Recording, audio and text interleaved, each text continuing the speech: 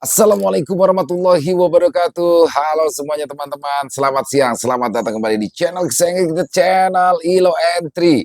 Dan dimanapun teman-teman berada, semoga teman-teman selalu dalam keadaan sehat walafiat, tanpa kekurangan satu apapun, dan pastinya jangan pernah lupa bahagia teman-teman. Dan pada kesempatan yang baik ini masih bersama saya Ilo, saya akan membawakan satu kisah dari Mas Untung Prasetyo. Wah, ini jadi pertama kalinya kita bawakan kisahnya Mas Untung di channel Ilo Entry ya teman-teman. Di kisah kali ini akan pengalaman dari murid dari Sudiro yaitu Warijan. Kisahnya keren banget teman-teman.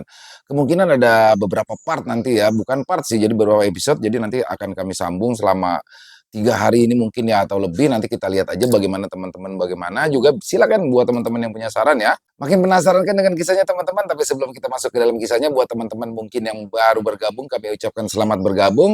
Diklik dulu dong tombol subscribe, jangan lupa lonceng notifikasinya dinyalakan agar teman-teman selalu mendapatkan notifikasi dari konten-konten yang akan kami upload di setiap harinya. Dan nggak pakai berlama-lama lagi ya, nggak pakai basa-basi kepanjangan lagi, dari halaman belakang rumah Bang Ilo, kita menuju ke Jawa Tengah.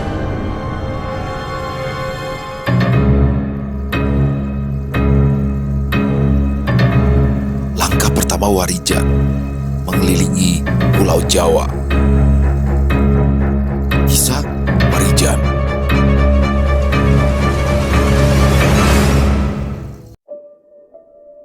Setelah banyak mengikuti petualangan sang guru yang juga sudah dianggap sebagai orang tuanya sendiri, akhirnya Warijan diminta melakukan petualangannya demi untuk membantu orang-orang yang mungkin memiliki permasalahan yang berhubungan dengan hal-hal gaib dan tentunya makhluk-makhluk gaib itu sendiri. Petualangan Warijan bukanlah sekedar perjalanan biasa, tapi merupakan laku spiritual untuk melengkapi topo pendem gulu yang sudah pernah dilakukannya. Sudiro, seorang sosok bijaksana yang selama ini membimbingnya dalam memahami dunia gaib dan segala misterinya, meminta Warijan untuk mencari jati dirinya dengan mengelilingi Pulau Jawa. Sudiro yakin setiap ilmu yang diturunkan padanya telah diresapi dengan penuh ketekunan yang membuat Warijan menjadi sosok yang matang dalam menghadapi kehidupan yang dipenuhi oleh hal-hal yang tak kasat mata, sehingga dia perlu belajar untuk menjadi bijaksana dengan setiap permasalahan yang ditemuinya. Warijan menyadari bahwa tugas ini bukanlah tugas yang ringan. Setiap langkah yang diambilnya adalah bagian dari sebuah perjalanan yang sakral. Ini bukan lagi sekedar petualangan fisik, tetapi juga spiritual. Dalam diamnya, Warijan mempersiapkan diri. Dia ingat betul topo pendem gulu yang pernah dijalaninya dulu, sebuah laku tapa yang mengharuskan dirinya terkubur hidup-hidup hingga hanya lehernya saja yang terlihat, adalah ujian pertama dalam memurnikan jiwa. Kini, laku spiritual ini akan menjadi bagian dari rangkaian pengembaraannya, bukan sekedar untuk membuktikan kekuatannya, tetapi juga untuk menyempurnakan perjalanan batinnya. Hari-hari berlalu dengan persiapan yang matang. Warijan melengkapi dirinya dengan mantra aji yang telah diwariskan oleh sang guru. Dia juga mengasah kepekaannya terhadap dunia tak kasat mata, semakin memahami bahasa alam dan isyarat-isyarat yang diberikan oleh makhluk-makhluk gaib yang selama ini menghuni dunia di luar pandangan manusia biasa.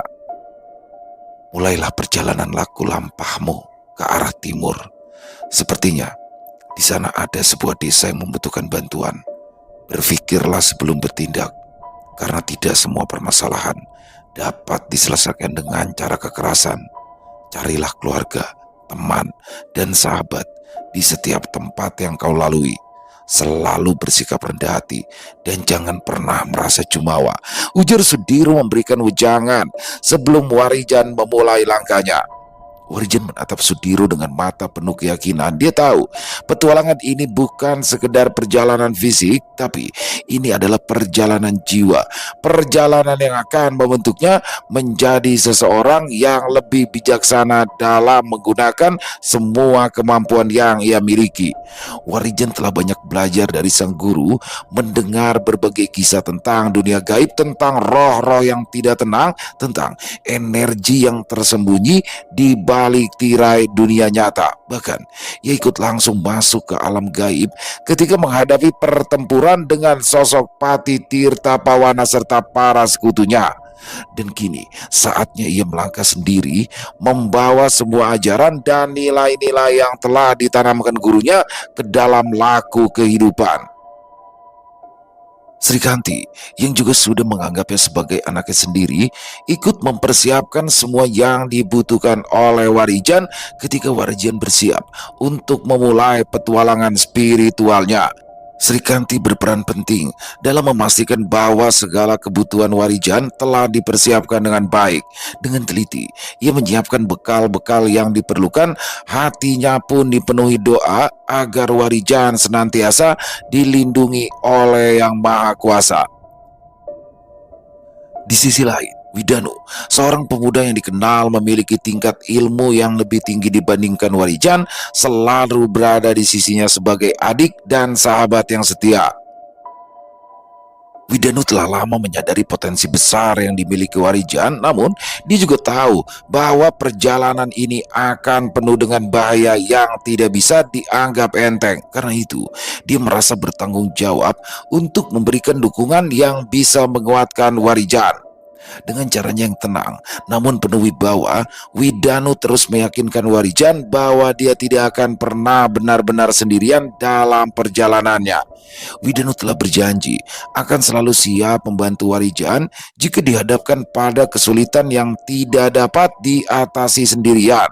Demi menjaga dan memenuhi janjinya itu, Widanu mengajarkan kepada Warijan sebuah ajian khusus, ajian pemanggil yang dibuat untuk menghubungkan mereka dalam situasi berbahaya. Ajian pemanggil ini bukanlah ajian biasa. Ini adalah ajian yang sangat kuat yang hanya dapat digunakan dalam kondisi yang benar-benar mendesak. Dengan mengucapkan mantra-mantra tertentu, Warijan dapat memanggil Widanu dari jarak yang sangat jauh, dan dalam sekejap mata Widanu akan hadir untuk memberikan bantuan. Widanu mengajarkan ajian ini dengan penuh kehati-hatian, memastikan Warijan memahami bahwa kekuatan ajian ini tidak boleh disalahgunakan. Ini adalah jalinan spiritual yang menghubungkan mereka, sebuah ikatan yang melampaui jarak dan waktu. Warijan menerima ajian ini dengan penuh rasa syukur dan tanggung jawab. Dia menyadari bahwa dalam petualangan yang akan dihadapinya ada banyak hal yang tidak bisa dia kendalikan, dan memiliki Widanu sebagai pendamping spiritualnya memberikan rasa tenang dan keyakinan. Namun, dia juga bertekad untuk mengandalkan ajian ini hanya sebagai pilihan terakhir saat semua usaha lainnya telah dilakukan. Setelah semua persiapan selesai, dan dengan ajian dari Widanu di hatinya, Warijan akhirnya siap untuk melangkah ke dalam dunia yang penuh misteri ini. Ia meninggalkan Sri Kanti dengan berat hati, namun juga dengan keyakinan bahwa ia harus menjalankan tugas yang telah ditetapkan untuknya. Sementara itu, di kejauhan, Widanu mengawasi dengan mata batinnya, siap merespons panggilan Warijan kapanpun dibutuhkan. Dengan segala bekal spiritual dan fisik yang telah disiapkan, Warijan melangkah mantap ke dalam petualangannya. Perjalanannya bukan hanya tentang menghadapi makhluk gaib dan mengatasi permasalahan dunia lain, tetapi juga tentang menemukan jati dirinya dan menjalani laku spiritual yang akan menyempurnakan jiwanya. Sri Kantu dan Widanu dengan caranya masing-masing selalu ada di sana, bukan sebagai pelindung fisik semata, tetapi sebagai penjaga spiritual yang setia, memastikan bahwa Warijan tidak akan pernah benar-benar sendirian dalam menjalani takdirnya. Pada akhirnya, tibalah saatnya Warijan mulai perjalanan dengan hati yang mantap dan tekad yang kuat. Dia meninggalkan rumah Sudiro yang sudah lama menjadi tempat tinggalnya. Ia melangkah ke dunia luar yang penuh dengan misteri. Dia tahu bahwa di depan sana akan ada banyak rintangan yang menghadang, namun dia juga tahu bahwa setiap rintangan adalah bagian dari laku spiritual yang akan membawanya lebih dekat kepada pencerahan. Setelah meninggalkan rumah Sudiro dan kembali ke rumah kedua orang tuanya untuk berpamitan serta meminta doa restu, Warijan pun mulai berjalan ke arah timur hingga sampai di sebuah desa. Desa pertama yang dia kunjungi terletak di lembah yang dikelilingi oleh hutan lebat. Desa yang dulunya dikenal karena memiliki seorang dukun sakti yang dihormati karena kemampuannya menolong orang-orang dengan berbagai masalah gaib dan penyakit misterius. Banyak orang dari berbagai daerah datang untuk meminta bantuan, mencari kesembuhan atau pencerahan. Desa itu terasa hidup dan ramai dengan pengunjung, membawa kemakmuran bagi penduduk setempat. Namun, suasana desa itu berubah. Dalam beberapa bulan terakhir, warga mulai merasakan sesuatu yang tidak biasa. Keceriaan yang dulu melingkupi desa itu memudar, digantikan oleh kabut misterius yang tampaknya tidak pernah menghilang. Warijan mendengar kabar yang beredar tentang desa yang didatangannya itu. Desa yang dulunya aman dan tenang itu semakin hari semakin menyeramkan. Anak-anak menghilang tanpa jejak seolah-olah ditelan oleh bumi, meninggalkan orang tua dan keluarga mereka dalam kesedihan yang mendalam. Ketakutan mulai merasuki hati penduduk desa, terutama ketika malam mulai tiba. Senja yang seharusnya membawa ketenangan kini membawa kengerian. Setiap kali matahari tenggelam, suara-suara aneh mulai terdengar dari arah hutan yang terletak di pinggir desa. Suara-suara itu tidak bisa dijelaskan oleh akal sehat, terdengar seperti tawa yang menyeramkan, seolah-olah ada makhluk tak terlihat yang mengejek manusia dari kegelapan. Tawa itu kemudian diiringi oleh tangisan yang memilukan, tangisan yang membuat bulu kuduk berdiri dan hati merinding. Bisikan-bisikan juga terdengar, suara-suara halus yang tidak dapat dipahami oleh telinga manusia, namun jelas berasal dari entitas yang bukan dari dunia ini. Warga desa mulai dicekam ketakutan yang semakin menjadi-jadi. Tidak ada yang berani keluar dari rumah setelah senja tiba, dan mereka yang terpaksa keluar pun melakukannya dengan penuh kewaspadaan, membawa jimat dan doa-doa sebagai pelindung. Namun, meskipun mereka berusaha melindungi diri, penampakan-penampakan dari makhluk gaib terus bermunculan, mengganggu ketenangan yang dulu mereka rasakan. Makhluk-makhluk gaib itu menampakkan diri dalam berbagai bentuk yang mengerikan. Ada yang tampak seperti bayangan besar yang bergerak di antara pepohonan dengan mata merah menyala yang memandang penuh kebencian. Ada pula yang menyerupai sosok manusia namun dengan tubuh yang cacat dan wajah yang hancur, seolah-olah mereka adalah arwah yang terperangkap di antara dua dunia. Beberapa warga mengaku melihat sosok anak kecil yang berdiri di tengah jalan pada malam hari hanya untuk menghilang begitu didekati. Semua ini menambah ketakutan yang sudah menyesakan dada para penduduk. Di tengah situasi yang semakin mencekam, keberadaan seorang dukun sakti yang selama ini dianggap sebagai pelindung desa pun mulai dipertanyakan. Dahulu, sang dukun adalah sosok yang dihormati dan ditakuti. Dia adalah orang yang selalu dipanggil saat desa dilanda musibah atau ketika ada permasalahan dengan dunia gaib. Kekuatan dan kesaktiannya sudah menjadi legenda di kalangan para penduduk desa, dan banyak yang merasa aman karena tahu bahwa ada sosok yang bisa melindungi mereka dari ancaman yang tidak terlihat. Namun, seiring berjalannya waktu, kepercayaan itu mulai memudar. Serangkaian kejadian aneh yang melanda desa, hilangnya anak-anak, suara-suara aneh dari hutan, dan penampakan makhluk-makhluk gaib yang menyeramkan telah membuat warga desa mulai meragukan kemampuan kemampuan sang dukun.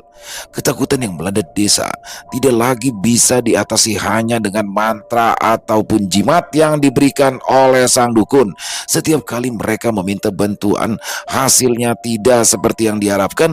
Masalah-masalah yang terjadi terus saja berlanjut, bahkan semakin memburuk. Di antara warga muncul dua pandangan yang berbeda mengenai sang dukun. Sebagian percaya bahwa ia terlibat dalam semua kejadian aneh ini. Mereka mencurigai bahwa sang dukun mungkin telah bersekongkol dengan kekuatan gelap, mungkin dalam upaya untuk mendapatkan lebih banyak kekuasaan atau untuk membalas dendam terhadap desa. Desas-desus ini semakin diperkuat oleh beberapa kejadian di mana sang dukun tampak lebih tertutup dan jarang terlihat di luar rumahnya. Keberadaan benda-benda asing di sekitar rumah sang dukun juga memicu kecurigaan bahwa ia sedang melakukan ritual yang tidak biasa, yang mungkin berhubungan dengan hilangnya anak-anak dan kemunculan makhluk-makhluk gaib tersebut. Di sisi lain, ada warga yang percaya bahwa sang dukun sebenarnya sudah kehilangan kekuatan dan kesaktiannya. Mereka berpikir bahwa usia tua atau mungkin karena dosa yang tak terampuni, sang dukun tidak lagi mampu melindungi desa seperti dulu. Mereka melihat kegagalannya dalam mengatasi masalah ini sebagai bukti bahwa kekuatan gaib yang pernah dimilikinya telah pudar. Mereka mulai berpikir untuk mencari bantuan dari luar desa, mungkin dari dukun lain yang lebih kuat atau dari orang-orang yang memiliki ilmu pengetahuan tentang hal-hal gaib yang lebih mumpuni. Dalam suasana yang penuh kecurigaan dan ketakutan ini, posisi sang dukun menjadi semakin terpojok. Kehormatannya sebagai pelindung desa dipertaruhkan, sementara dia sendiri tampak bingung dan mungkin terluka oleh keraguan yang ditujukan padanya. Dalam keadaan ini, sang dukun memilih untuk diam, membiarkan warga desa berdebat dan berspekulasi tanpa memberikan penjelasan yang jelas. Warijan tiba di desa itu di tengah hari yang mendung. Langit tampak gelap meski masih siang, seolah-olah matahari enggan menampakkan diri di atas desa tersebut. Dengan kemampuannya, Warijan merasa hawa dingin yang menggigit meski angin tidak berembus kencang. Penduduk yang melihat kedatangannya hanya menatap dengan mata penuh curiga dan ketakutan, seolah tidak ingin berurusan dengan orang asing. Warijan memasuki desa itu dengan hati-hati. Ia merasakan hawa dingin yang tidak biasa semakin menusuk tubuhnya hingga merasuk ke dalam tulang. Dia melangkah perlahan, merasakan setiap langkah kakinya seolah menapak di atas bumi yang dingin dan asing. Hawa dingin yang ada di desa itu berbeda dari dingin yang biasa ia rasakan di pegunungan atau saat hujan turun. Tapi rasa dingin itu seperti sebuah peringatan yang mengalir dari tanah ke tubuhnya, menembus kulit, merasuk ke dalam tulang, membawa rasa nyeri yang samar namun menusuk. Udara di sekitaran terasa berat, seperti mengandung sesuatu yang tidak terlihat, dan sesuatu itu seperti memandang dari kegelapan. Dia memperhatikan sekelilingnya dengan seksama. Rumah-rumah di desa itu tampak sunyi, beberapa pintunya tertutup rapat dengan kayu dan kain yang diselubungkan pada jendela, seakan mencoba menghalangi sesuatu untuk masuk. Beberapa penduduk terlihat mengintip dari celah-celah tirai. Wajah mereka pucat dan mata mereka dipenuhi ketakutan, seolah mereka sudah lama terperangkap dalam bayang-bayang ketakutan akan sesuatu yang tidak dapat mereka lihat, namun sangat mereka rasakan. Semakin dalam Warijan melangkah ke desa, semakin kuat perasaan aneh itu. Udara di sekitarnya terasa lebih padat dan dia mulai mendengar suara-suara samar seperti bisikan yang melayang di udara. Bisikan itu tidak memiliki kata-kata yang jelas, tetapi lebih seperti gumaman yang terus berulang, seolah-olah berasal dari banyak mulut yang berbicara bersamaan. Suara yang didengar semakin mengganggu pikirannya, membuat Warijan merasakan beban berat di kepala. Ia berhenti sejenak, menarik nafas dalam-dalam, mencoba menenangkan dirinya. Warijan tahu apa yang dialaminya itu bukan sekedar perasaan takut, tapi ada kekuatan gaib yang mengelilingi desa tempatnya berada, dan kekuatan itu seperti sedang menguji keberaniannya. Warijan melanjutkan langkahnya dengan penuh kewaspadaan untuk mencari rumah kepala desa. Walau dia belum tahu pasti di mana rumah kepala desa berada, tetapi nalurinya memberitahu bahwa pasti rumah itu akan berbeda dari rumah-rumah yang lain serta lebih besar atau mungkin lebih mencolok, sebagaimana layaknya rumah seorang pemimpin desa. Dia memperhatikan setiap detail di sekitarnya, mencoba menemukan petunjuk di antara deretan rumah yang tampak serupa dan tampak terhimpit oleh kabut tipis yang menggantung di udara. Desa itu tampak muram, dengan jalanan tanah yang basah dan licin, dilapisi lumut yang tebal. Beberapa rumah berdinding bambu dan kayu tampak reot, dengan atap yang menggantung rendah seperti sudah lama tidak diperbaiki. Tak ada suara yang terdengar kecuali angin yang menggerakkan dedaunan, menciptakan bisikan samar yang terdengar seperti jeritan pelan dari kejauhan. Warijan terus melangkah, memperhatikan setiap rumah dengan cermat. Di sudut jalan, dia melihat sebuah bangunan yang sedikit lebih tinggi dan lebih besar dari yang lain, dengan pagar bambu yang lebih kokoh di depannya. Atapnya dari genteng tanah liat, berbeda dari atap-atap yang ada di sekitaran, dan di depannya terdapat tiang kayu yang lebih tinggi dari pintu rumah lainnya, mungkin sebagai tanda kebesaran atau kekuasaan.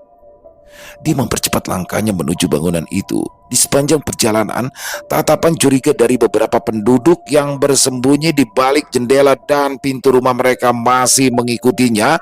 Mereka tampak waspada, bahkan mungkin sedikit ketakutan, seperti sedang menunggu sesuatu atau seseorang. Saat Warjen mendekat, dia merasakan hawa dingin yang semakin kuat, membuat bulu kuduknya berdiri.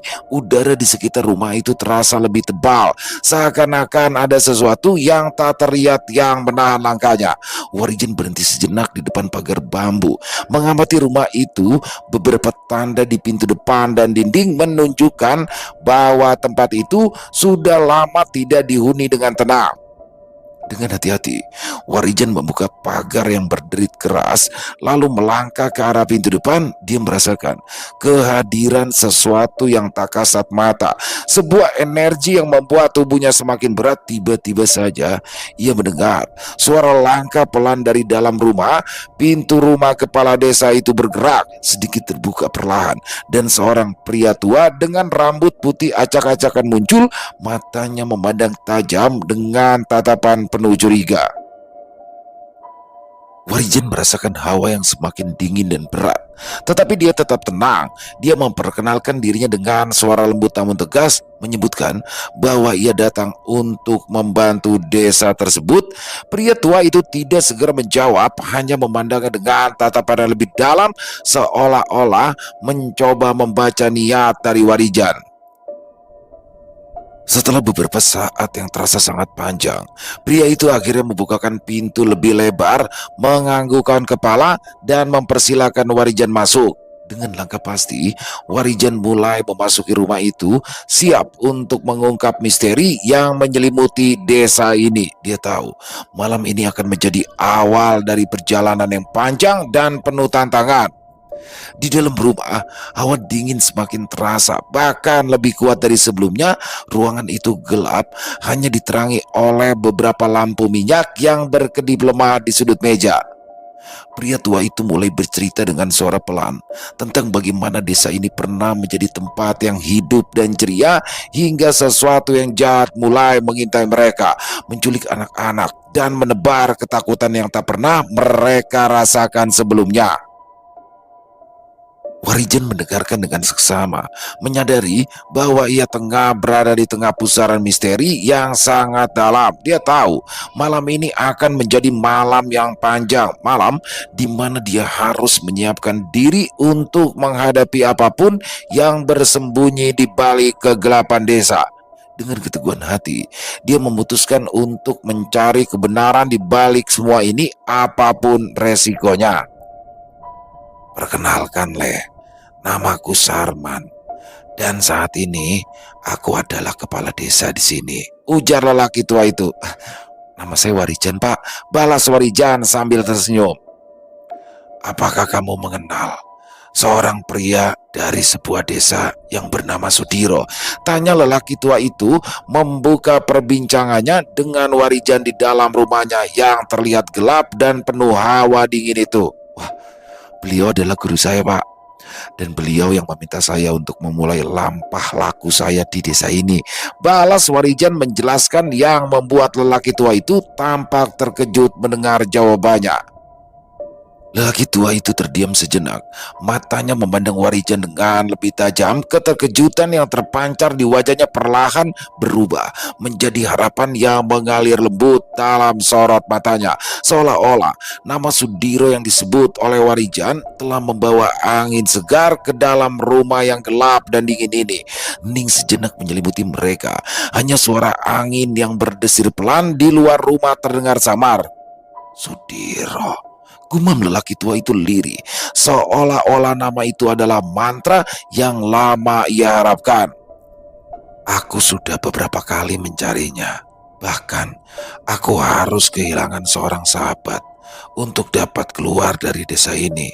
Waktu aku mencarinya, tapi sayangnya saat itu tidak ada yang mengetahui di mana keberadaan Sudiro dan keluarganya yang menghilang secara tiba-tiba.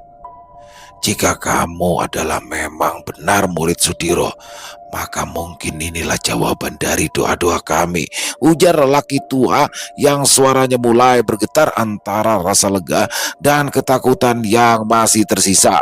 Warijan tetap diam, memberikan ruang bagi lelaki tua itu untuk melanjutkan perkataannya. Dia tahu bahwa saat ini kebenaran tentang apa yang terjadi di desa itu akan mulai terungkap. Dulu Sudiro pernah membantu beberapa desa, yang diantaranya adalah desa Karangsari. Tapi setelah itu, dia pergi merantau ke kota, lalu kembali lagi ke desanya, dan pergi lagi tanpa ada yang tahu keberadaannya. Lanjut sosok lelaki tua itu dengan suara yang lebih tenang. Maaf, Pak, apa yang sebenarnya sedang terjadi di desa ini, Pak? Kenapa suasana desa ini sangat sungup dan penuh dengan aura hitam? Tanya Warijan penasaran. Hampir 1 tahun yang lalu, kekacauan mulai muncul. Beberapa anak mulai hilang. Suara-suara aneh mulai terdengar tiap malam dari arah hutan. Ujar lelaki itu dengan mata yang terlihat berkaca-kaca, memancarkan rasa takut yang mendalam, tetapi juga harapan yang baru. Kami sudah melakukan segala yang kami bisa, tapi sepertinya tidak ada yang membuahkan hasil. Kami merasa seolah-olah kami terjebak dalam kegelapan yang semakin hari semakin melingkupi desa ini. Imbus sosok lelaki tua itu lagi. Kalau begitu, izinkan saya untuk mencari tahu apa yang sebenarnya terjadi di desa ini, dan akan mencoba mengembalikan kedamaian yang dulu ada di sini, Pak. Balas Warijan dengan penuh keyakinan. Dia merasakan betapa beratnya beban yang dipikul oleh orang-orang desa ini. Terima kasih anak muda. Semoga kedatanganmu menjadi awal yang baik bagi desa ini. Aku akan membantumu sebisa mungkin.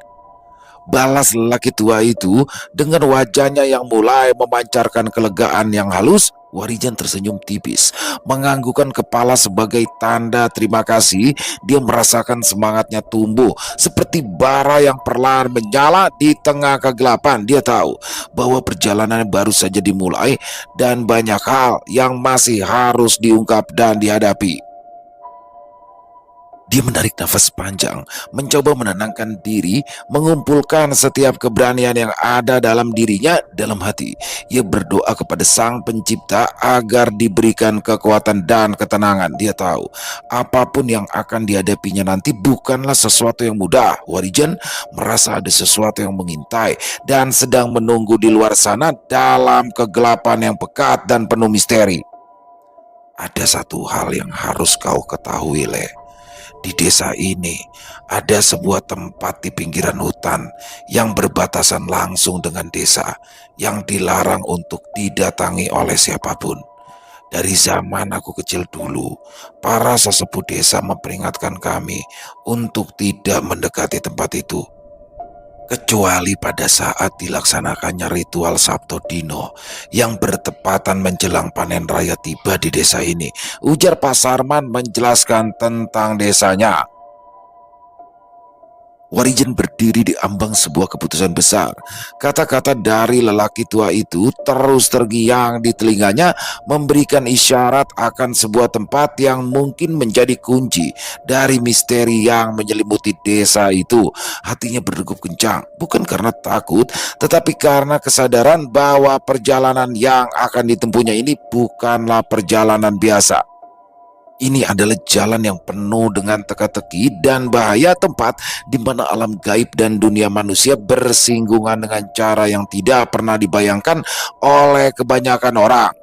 Setelah mendapatkan penjelasan dari Pak Sarman tentang tempat yang mungkin menjadi penyebab dari teror yang dialami oleh warga sekitar, Warijan menarik nafas dalam-dalam, mencoba menenangkan hatinya yang berdebar. Dia tahu tidak ada jalan lain selain maju. Setiap pengalaman yang ia lalui bersama gurunya telah mempersiapkannya untuk saat-saat seperti ini, saat dimana keberanian dan kebijaksanaan harus berjalan beriringan.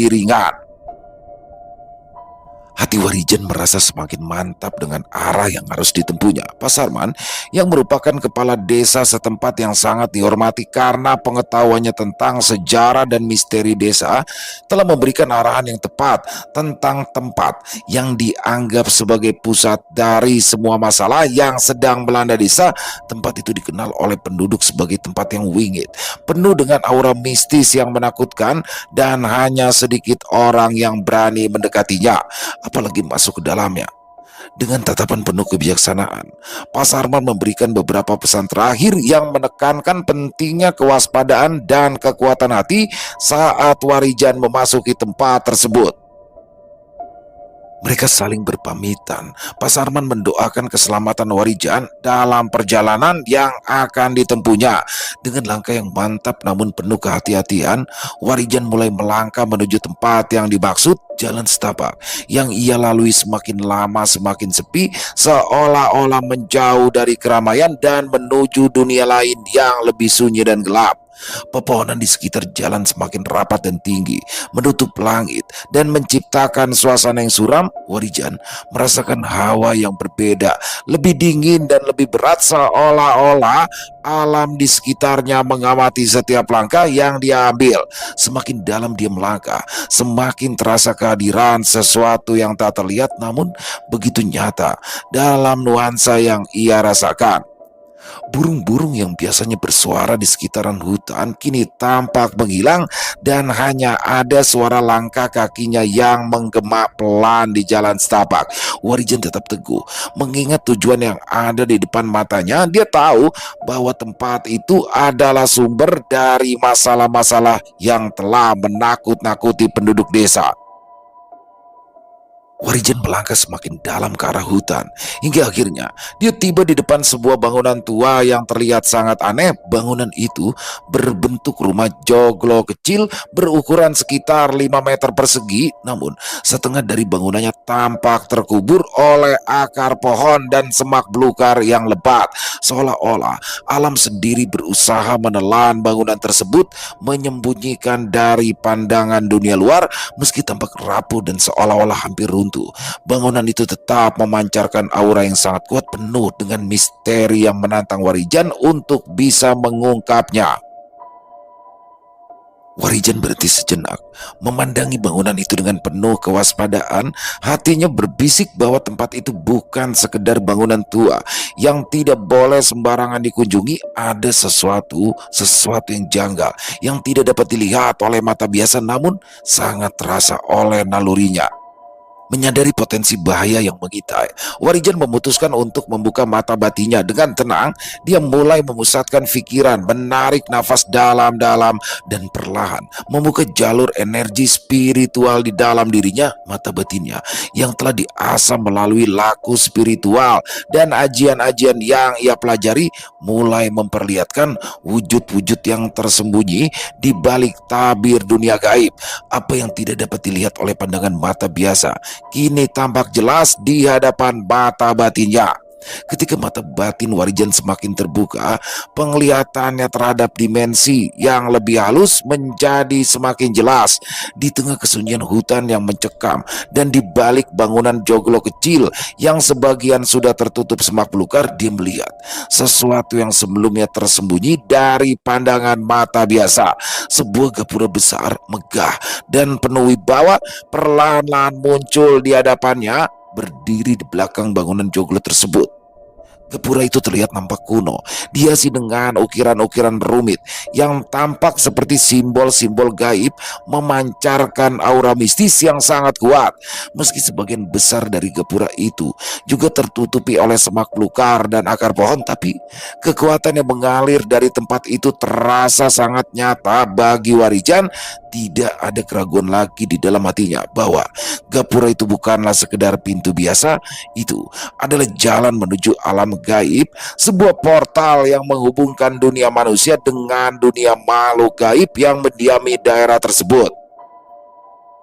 Dengan perasaan waspada, Warijan memperkuat pagar gaib di sekeliling dirinya. Dia tahu bahwa memasuki portal itu bukanlah sesuatu yang bisa dilakukan dengan sembarangan. Alam gaib adalah tempat yang penuh dengan bahaya dan misteri, di mana aturan-aturan dunia manusia tidak lagi berlaku.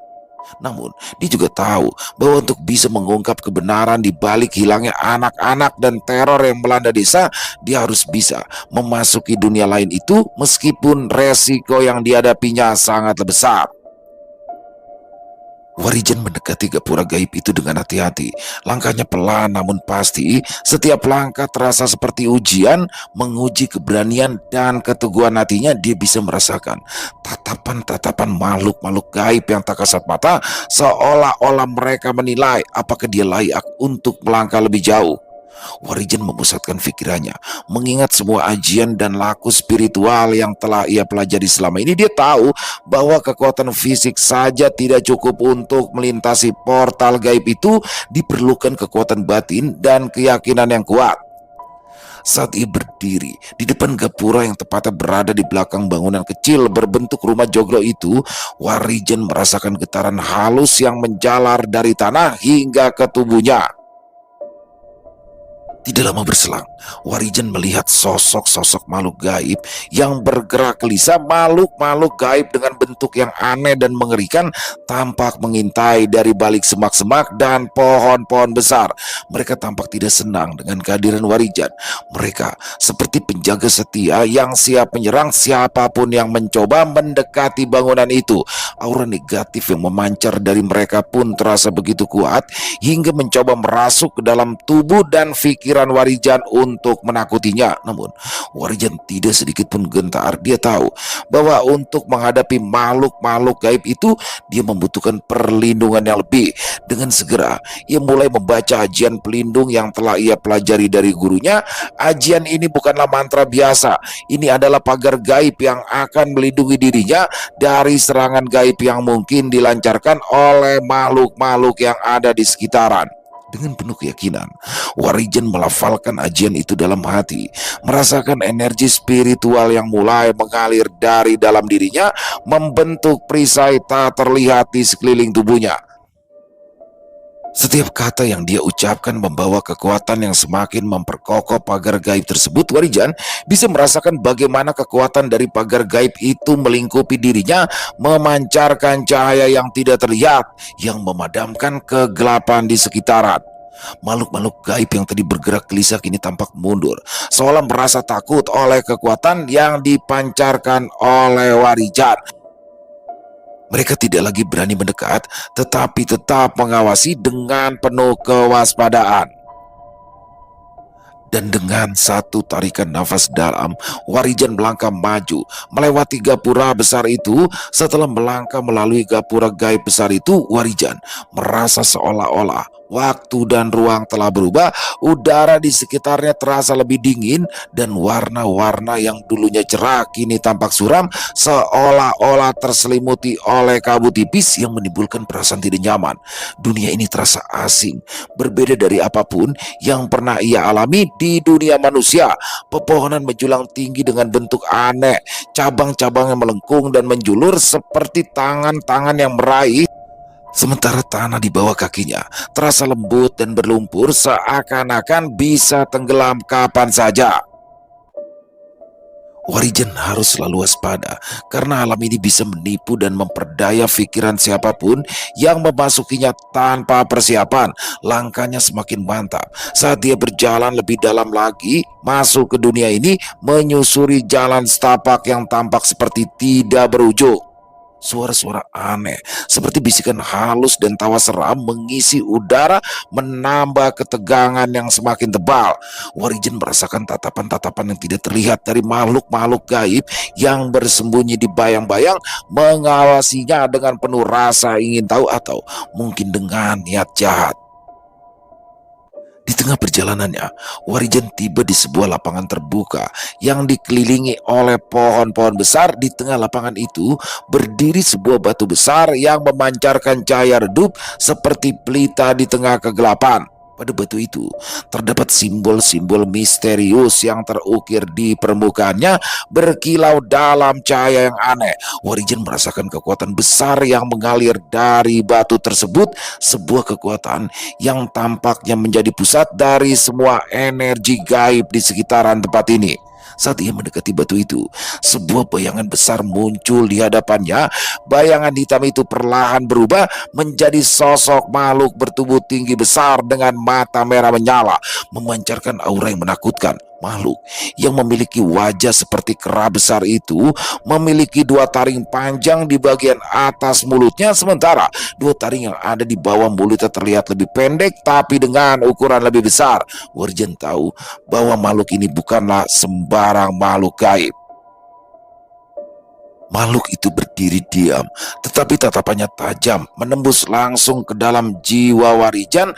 Tanpa mengucapkan sepatah kata pun, makhluk itu mengirimkan sebuah tantangan ke dalam pikiran Warijan. Dalam keheningan yang menekan, Warijan memejamkan kedua matanya. Ia mulai memusatkan pikiran. Dia mengingat ajaran gurunya, laku spiritual yang telah ia jalani, dan kekuatan batin yang telah ia kembangkan selama ini. Dia tahu bahwa kunci untuk melewati ujian ini adalah dengan menjaga ketenangan hati dan pikiran, serta tidak terpengaruh oleh ilusi yang mungkin akan ditampilkan oleh makhluk ini. Dengan penuh keteguhan, Warijan mengarahkan pandangannya ke dalam hatinya sendiri, mencari sumber kekuatan yang telah membawanya sejauh ini. Di tengah-tengah kegelapan, ia menemukan seberkas cahaya, di mana cahaya itu berasal dari niatnya yang tulus untuk melindungi desa dan mengungkap kebenaran meskipun kecil. Tapi cahaya itu cukup kuat untuk menghalau bayangan-bayangan yang mencoba menenggelamkan dirinya dalam ketakutan. Apa yang membawa seorang manusia sepertimu masuk ke dalam alam gaib yang ada di bawah kekuasaanku ini?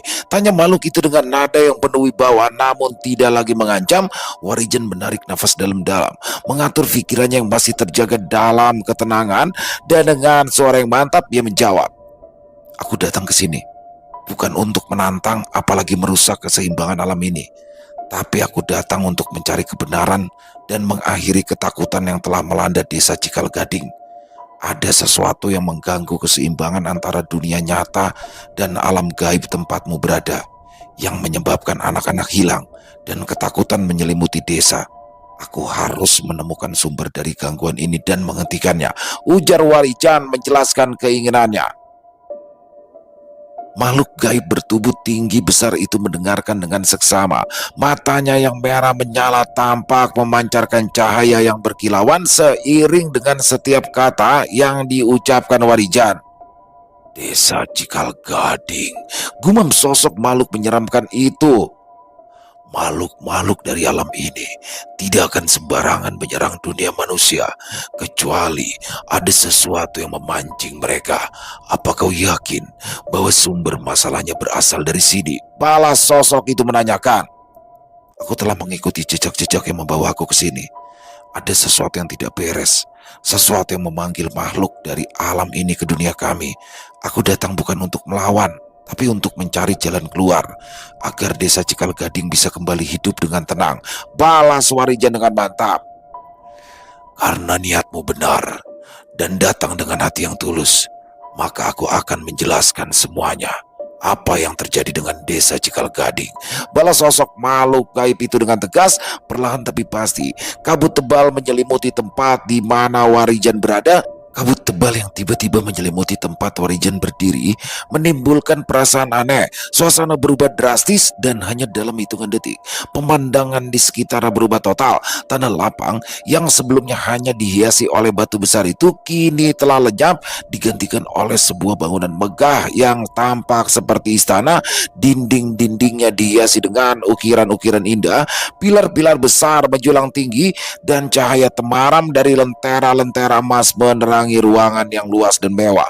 Warijan terperangah melihat perubahan yang terjadi begitu tiba-tiba. Tempat itu jelas bukan sembarang bangunan, tapi sebuah tempat yang memiliki kekuatan magis luar biasa. Tiba-tiba dari arah belakangnya terdengar suara langkah berat yang perlahan namun pasti mulai mendekat. Warijan membalikkan badan. Di hadapannya berdiri sosok lelaki berperawakan tinggi besar dan gagah. Lelaki itu mengenakan pakaian kebesaran yang tampak kuno namun terlihat sangat elegan dengan motif-motif emas yang menghiasi kainnya. Wajahnya menunjukkan ketegasan dan kewibawaan, namun juga ada sedikit kesedihan yang tersirat di matanya. Aku adalah raja di tempat ini, penguasa dari alam yang telah kau masuki, ujar lelaki itu dengan suara yang dalam dan bergema. Warijan tetap diam, memberikan hormat dengan menundukkan kepalanya sedikit, menunjukkan rasa hormatnya terhadap sosok yang ada di hadapannya. Dia tahu bahwa sosok ini bukan sembarang makhluk gaib. Keberadaannya membawa wibawa yang besar, dan Warijan bisa merasakan bahwa lelaki ini memegang peranan penting dalam misteri yang melanda desa Cikal Gading. Engkau telah datang dengan hati yang tulus dan niat yang murni, maka aku akan menceritakan kebenaran yang telah tersembunyi tentang apa yang terjadi dengan desa Cikal Gading dan mengapa bencana itu terjadi. Imbunya menjelaskan. Raja itu kemudian menggerakkan tangannya, dan seketika itu pula kabut tebal kembali menyelimuti ruangan. Namun kali ini kabut tersebut membawa Warijan ke dalam sebuah penglihatannya. Di hadapannya pemandangan masa lalu terbentang seperti sebuah cerita yang dihidupkan kembali. Warijan melihat desa yang dulunya makmur dengan penduduk yang hidup damai sejahtera, tapi seiringnya berjalannya waktu, desa itu mengalami perubahan. Suatu ketika, seorang dukun sakti yang dipercaya oleh penduduk desa melakukan sebuah ritual yang seharusnya membawa kemakmuran, namun ritual itu berbalik menjadi malapetaka. Dukun itu tanpa sengaja membuka gerbang ke alam gaib, mengizinkan makhluk-makhluk gaib untuk masuk ke dunia manusia, hingga ketidakseimbangan itu menciptakan konflik antara dua dunia yang akhirnya mengakibatkan bencana yang menimpa desa Cikal Gading. Dukun itu tidak pernah bermaksud untuk mencelakai desa.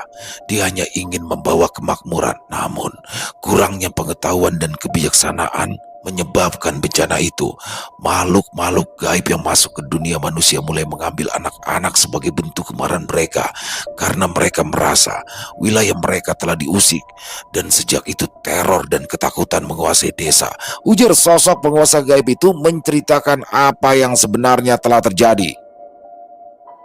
Jadi, untuk mengakhiri semua ini, aku harus menutup gerbang itu dan mengembalikan keseimbangan antara dunia kita dan dunia ini. Tanya Warijan yang telah memahami apa yang sebenarnya terjadi. Benar, tapi tugas itu tidaklah mudah.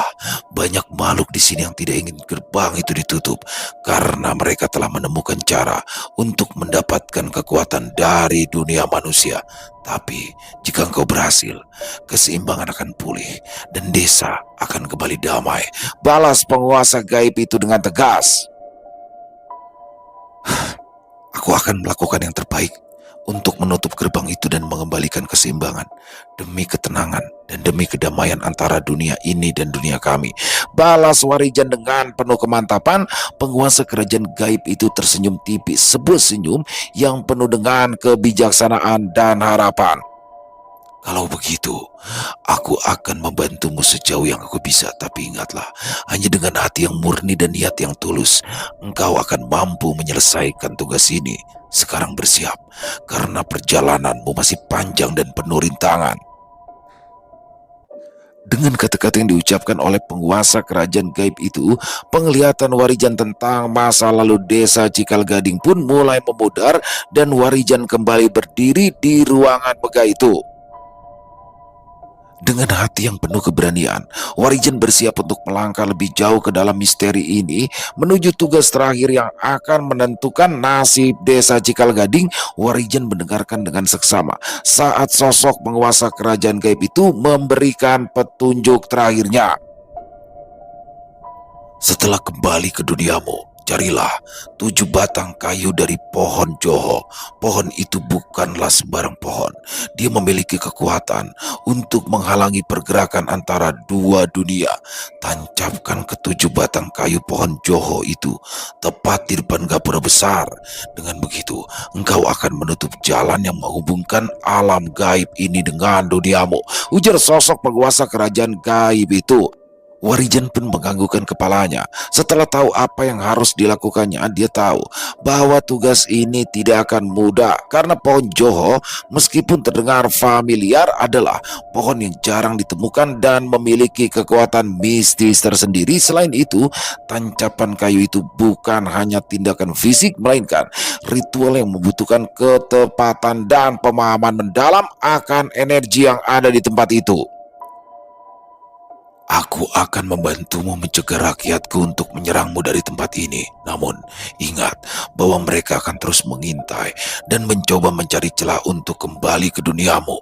Kayu-kayu Joho itu akan menjadi penghalang bagi mereka, tetapi hanya jika engkau melakukannya dengan benar dan dengan niat yang murni, ujar sosok tersebut menjelaskan kembali.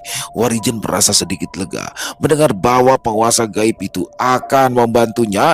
Meskipun tetap waspada terhadap makhluk-makhluk lain yang mungkin mencoba menghalanginya, dia menyadari bahwa perjalanan pulangnya akan sama berbahayanya seperti saat ia datang ke alam ini.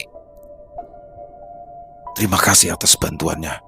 Aku akan melakukan apa yang kau perintahkan dan memastikan jalan itu tertutup demi keselamatan desa dan keseimbangan antara kedua dunia ini, balas Warijan dengan penuh keyakinan. Penguasa itu menatap Warijan dengan tatapan dalam, seolah-olah sedang mengukur sekali lagi ketulusan dan keberanian yang ada dalam diri Warijan. Dan tidak lama kemudian, kabut tebal kembali menyelimuti Warijan. Dunia di sekitaran mulai berputar perlahan dan dalam sekejap dia merasa dirinya ditarik keluar dari alam gaib tersebut. Pemandangan megah dari istana gaib itu perlahan memudar, tergantikan oleh kegelapan yang menenangkan. Sebelum akhirnya Warijan merasa kakinya menyentuh tanah yang kokoh di dunia nyata. Tiba-tiba saja, Warijan berdiri di depan bangunan kecil yang berbentuk rumah joglo tersebut yang tampak semakin menakutkan. Namun, Warijan tidak sedikit pun merasa gentar. Dia sudah tahu apa yang harus dilakukan dan niatnya untuk menyelamatkan desa Cikal Gading semakin menguat.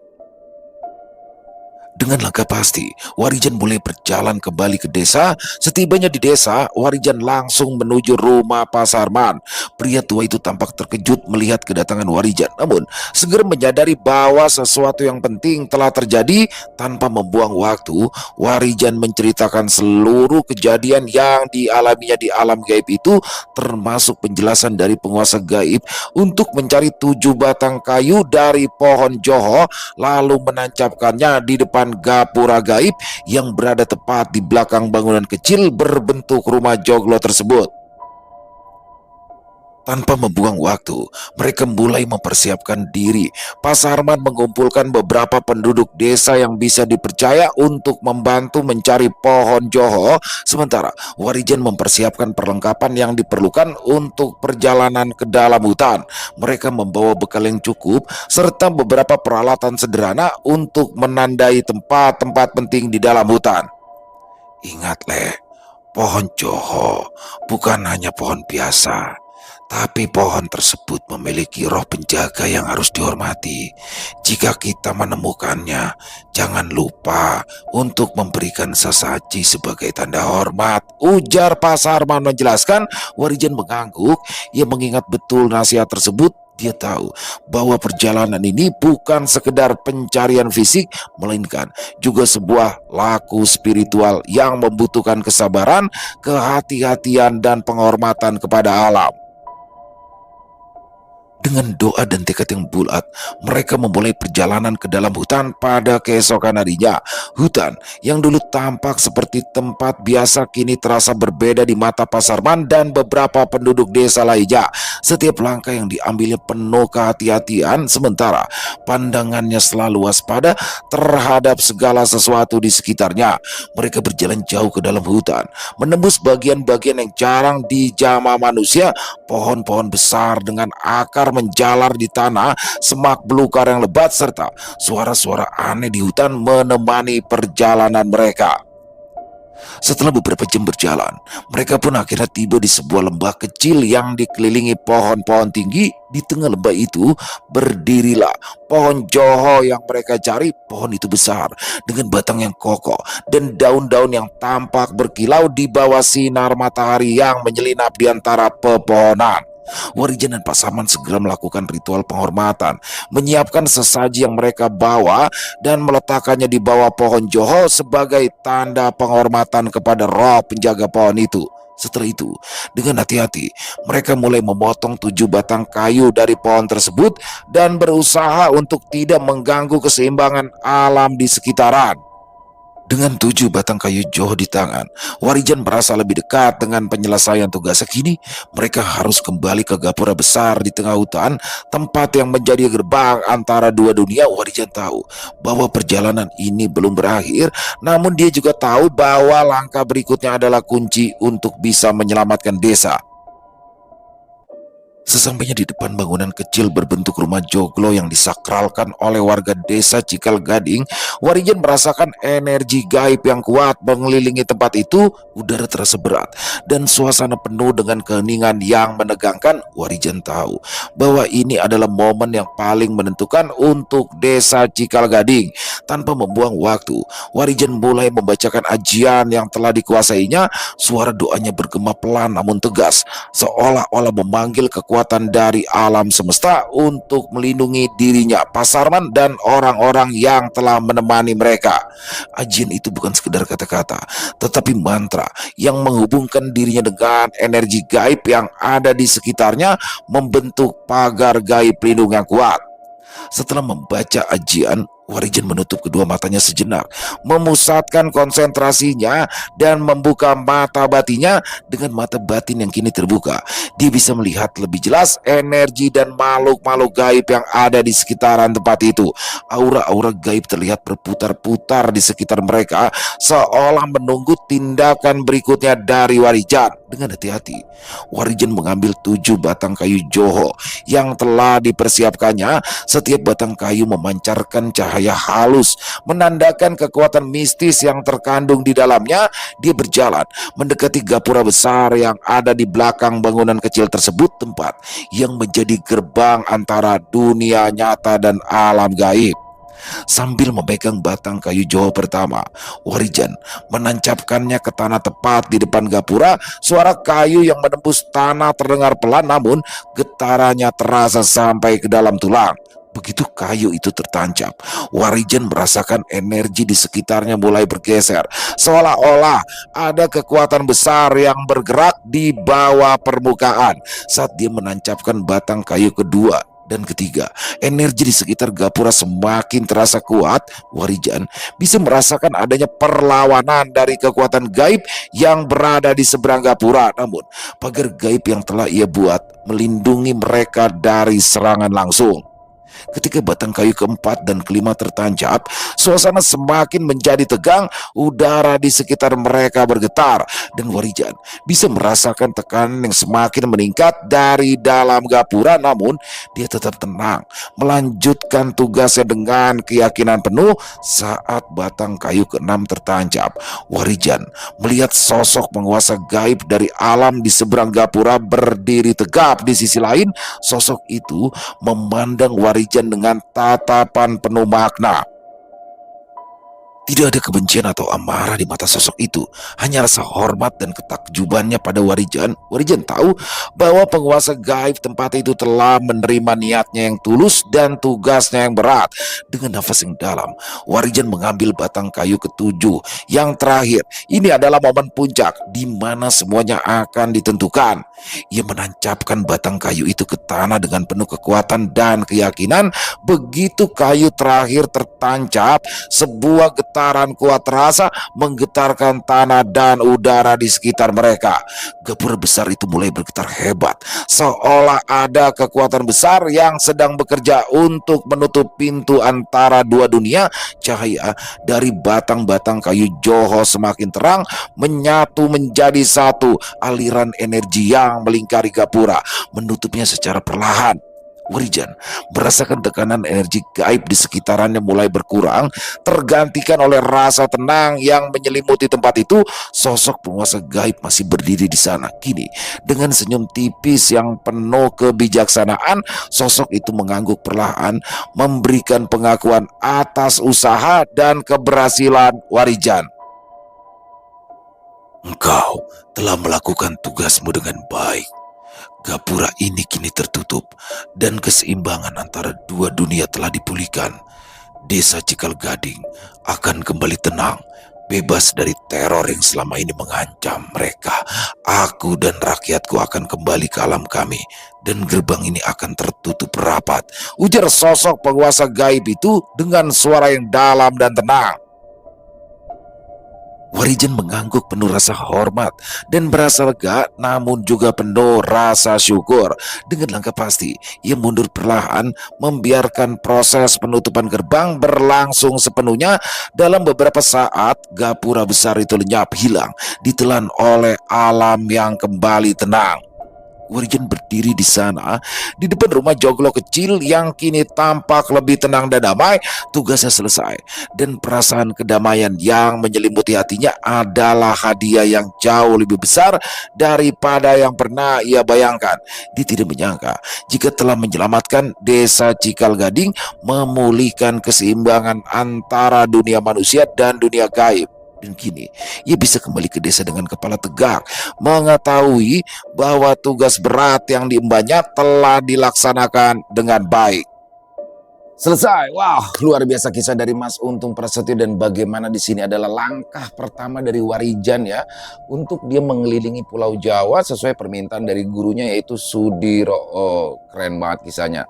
Apalagi di sini Widani juga berjanji ya akan membantu jika dalam keadaan yang benar-benar genting dia akan hadir. Jadi luar biasa sekali di sini. Dan pastinya buat teman-teman makin penasaran nih, selanjutnya bagaimana nih Warijan, dia akan melanglang buana ke desa mana dan Pulau Jawa disuruh dikelilingi nih dari pasti jauh banget nih. Keren banget kisahnya ya. Buat Mas Untung, terima kasih atas kisahnya yang luar biasa, dan semoga saja kisah barusan bisa menghibur teman-teman semua para pecinta penikmat horor misteri, lebih khususnya lagi kepada para subscriber di channel Ilo Entry. Dan silakan buat yang suka dengan videonya bisa diklik tombol like atau tombol jempolnya. Buat teman-teman mungkin yang punya komentar lain bisa menuliskan di dalam kolom komentar ataupun hanya sekedar saling menyapa. Insya Allah kami akan menjawabnya satu persatu. Dan sekali lagi buat teman-teman mungkin yang baru bergabung, yang belum subscribe, ayo dong diklik tombol subscribe, jangan lupa lonceng notifikasinya dinyalakan agar teman-teman selalu mendapatkan notifikasi dari konten-konten yang akan kami upload di setiap harinya. Dan di akhir kata, saya Ilo mengucapkan permohonan maaf apabila mungkin dalam pembawaan kisahnya barusan ada kata-kata saya yang salah ataupun ada kata-kata saya mungkin yang kurang berkenan. Saya mohon dibukakan pintu maaf yang seluas-luasnya. Sampai berjumpa lagi besok jam 12 siang masih bersama saya Ilo di channel Ilo Entry. Salam sehat bahagia selalu untuk kita semua. Wassalamualaikum warahmatullahi wabarakatuh.